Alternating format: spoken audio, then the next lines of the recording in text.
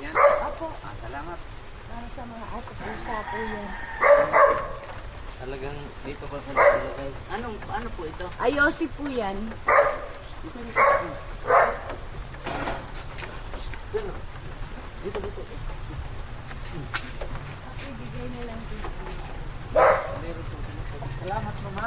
Ay, salamat din po. Pa, kung mga magamit po. Thank you Salamat sa mabuting sa mga alagang hayop natin. Opo. Kaya nga inaalagaan ko din to. Salamat ma'am. Salamat po. Diyan ko sila pag minsan nagagala-gala sila. Nakahiga nga eh. Thank you, sir. Bye-bye po. Salamat sa mabuting. Salamat po.